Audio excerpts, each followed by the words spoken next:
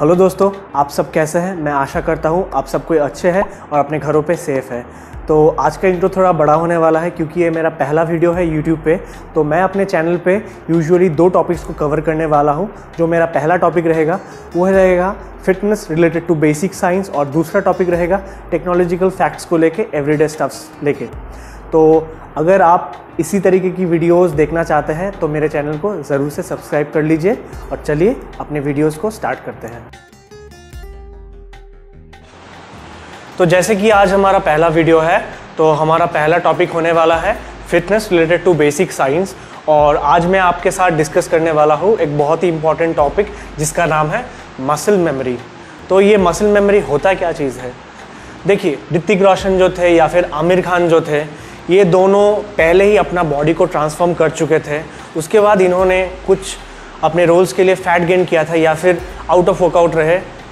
इसके वजह से वो जब रिटर्न आए फिर से अपने फील्ड पे, उन्होंने बहुत ड्रास्टिक और अपना बॉडी को बहुत ही क्विक ट्रांसफॉर्म कर लिया है।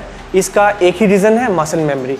तो हम लोग मसल मेमोरी को पहले जानते हैं, उसके बाद ये किन लोगों पे एप्लीकेबल होता है और किन लोगों पे नॉन एप्लीकेबल होता है उसको डिस्कस करेंगे।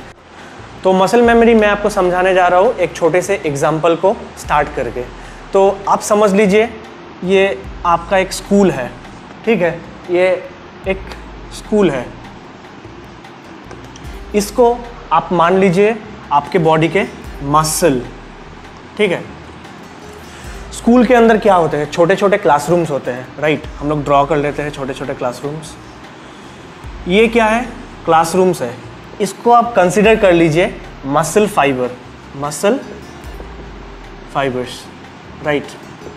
अभी भैया जो मसल फाइबर्स होते हैं उनके अंदर छोटे छोटे सैटेलाइट सेल्स होते हैं जिनको हम लोग मसल स्टेम सेल्स के भी नाम से जानते हैं, राइट।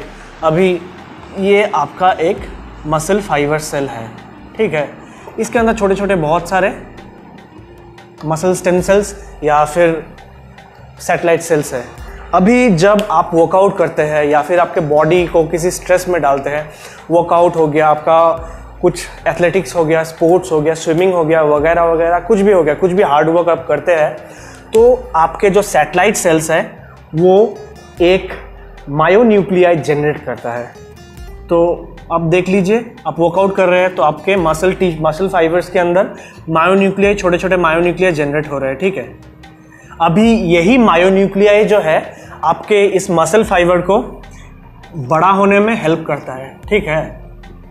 जब आप वर्कआउट करते हैं या फिर कुछ एथलेटिक्स कुछ भी करते हैं, कुछ भी हार्ड वर्क या फिर स्ट्रेस रिलेटेड कुछ काम करते हैं। अभी सपोज आप मान लीजिए आप बीमार पड़ गए या फिर किसी कारणवश आपके वर्कआउट में या फिर आप कुछ भी स्पोर्ट्स वगैरह कुछ भी कर रहे थे उसमें थोड़ा ब्रेक आ गया या फिर कुछ ऐसी बातें हो गई जिसके वजह से आपको अपना वर्कआउट को स्टॉप करना पड़ा। तो फिर ये जो आपका मसल फाइबर है जो कि बहुत थोड़ा लार्ज हो चुका था वो डिक्रीज हो जाएगा। एज ए रिज़ल्ट आपको अपने मसल लॉस होते हुए दिखेंगे। अगर आप 2 साल वर्कआउट करके अपने मसल्स को बड़ा कर चुके थे, 2 महीने या 3 महीने के रेस्ट के बाद अपने मसल्स को डिक्रीज होते देखेंगे। वो क्यों होता है मैं आपको बताने जा रहा हूँ आगे। अभी ये मसल छोटा क्यों हो रहा है? सिंपल सी बात है, ये मसल बड़ा क्यों था? क्योंकि आप वर्कआउट कर रहे थे, अपने बॉडी को स्ट्रेस के अंदर से लेके जा रहे थे और ये बड़ा होता जा रहा था क्योंकि आपका बॉडी का रिक्वायरमेंट था। अभी आपके बॉडी को रिक्वायरमेंट नहीं है उतने वेट्स उठाने के या फिर वैसे रनिंग करने के लिए, स्पोर्ट्स खेलने के लिए या फिर हेवी ड्यूटी ट्रेनिंग करने के लिए नहीं रिक्वायरमेंट है। तो आपका मेटाबॉलिज्म जो है बॉडी का वही नहीं चाहेगा कि वो इतना एक्स्ट्रा मसल रखे। तो इसीलिए आपका मेटाबॉलिज्म जो है बॉडी का वो मसल को डिक्रीज कर देगा, छोटा बना देगा। लेकिन इधर ही एक ट्विस्ट आता है। आपके मसल में जो मायोन्यूक्लियाई थे छोटे छोटे, ये आप लूज़ नहीं कर रहे हो। आप फिर से गौर फरमाइएगा, आप जब वर्कआउट नहीं कर रहे हो या फिर आपके बॉडी अभी रेस्ट में है तो आप अपना मसल साइज, आपका वेट लूज़ कर रहे हो या फिर आपका मसल मास डिक्रीज हो रहा है, लेकिन आपके मसल्स में जो मायोन्यूक्लियाई थे छोटे छोटे वो डिक्रीज नहीं हो रहा है या फिर वो घट नहीं रहा है। तो इसी के कारण जब आप फिर 1 साल बाद, 2 साल बाद बैक ऑन ट्रैक आ गए, फिर से आपको वर्कआउट करना शुरू करना है या फिर से आप अपना स्पोर्ट्स या फिर कुछ भी वर्कआउट कंटिन्यू रखेंगे, तो फिर ये जो मसल फाइबर जो है ये मायोन्यूक्लियाई के कारण जल्दी बड़े हो जाएंगे। आपके सोच से भी ज़्यादा फास्टर ये आपके मसल फाइबर बड़े हो जाएंगे just because of muscle memory, जो कि ये मायोन्यूक्लियाई, छोटे छोटे मायोन्यूक्लियाई होल्ड किए थे आपके मसल फाइबर्स में। तो अभी तक आप जान गए होंगे कि मसल मेमोरी काम कैसे करता है। अभी हम लोग जान लेते हैं मसल मेमोरी किन लोगों पे काम करता है।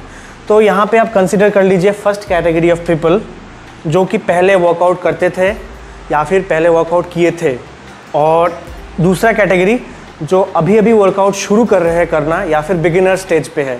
तो जो लोग पहले वर्कआउट किया करते थे वो लोग फिर से जब बैक ऑन ट्रैक पे आएंगे तो उनके मसल मेमोरी, उनके मसल फाइबर्स में जो मायोन्यूक्लियाई थे वो फिर से एक्टिव हो जाएंगे और उनमें ये मसल मेमोरी वाला जो साइकिल है वो दिखेगा। इसका मतलब क्या होगा, उनके जो एक्सपेक्टेशन थे उनके एक्सपेक्टेशंस से भी ज़्यादा क्विक उनका बॉडी ट्रांसफॉर्म होगा। जैसे कि आप सेलिब्रिटीज़ में देखते हैं, ऋतिक रोशन कंसीडर कर लीजिए या फिर आमिर खान आपके हिसाब से, और कुछ और। या फिर आप मेरे इंस्टाग्राम, अगर मुझे फॉलो करते हैं इंस्टाग्राम पे, तो मैं इंस्टाग्राम पे भी अपने ट्रांसफॉर्मेशन वीडियोस फोटोज़ डालते रहता हूँ जो कि 2 वीक्स होते हैं, 3 वीक्स या फिर 90 डेज़। आप देख सकते हैं मैं भी ट्रांसफॉर्म करता हूँ because of this thing, totally muscle memory की वजह से।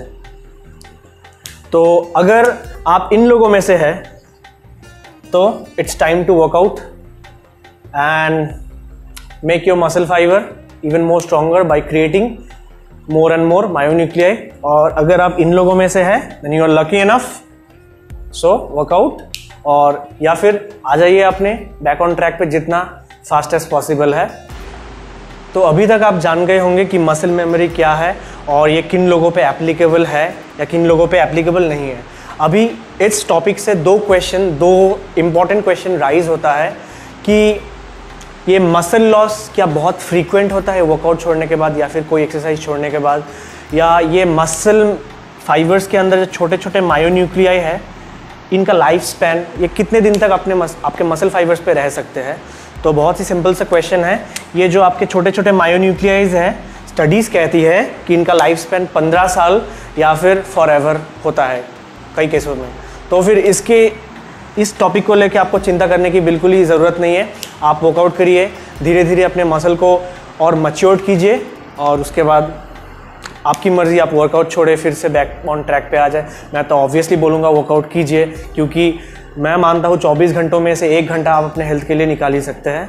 एंड मसल लॉस, आप इतनी जल्दी भी मसल लॉस नहीं करते हैं। आप कंसिडर कर लीजिए कि 1-2 साल से या 3 साल से वर्कआउट कर रहे थे, तो सडनली आप सिक हो गए या फिर आपको किसी प्रॉब्लम से अपना जिम या फिर वर्कआउट स्टॉप करना पड़ा, तो बहुत ही धीरे आप मसल लॉस करेंगे। 1 महीने या 1.5 महीने 2 महीने बाद थोड़ा थोड़ा मसल लॉस करेंगे, वो बहुत ही ड्रास्टिक नहीं होगा। तो इस बारे में आपको बिल्कुल भी टेंशन लेने की ज़रूरत नहीं है। आशा करता हूँ कि आज का वीडियो आपको पसंद आया होगा या फिर आपको इन्फॉर्मेटिव लगा होगा। इसी तरीके की वीडियोस को फ्यूचर में भी देखने के लिए मेरे चैनल को ज़रूर से सब्सक्राइब कीजिए, और वीडियो पसंद आए तो ज़रूर से शेयर कीजिए। And thanks for watching.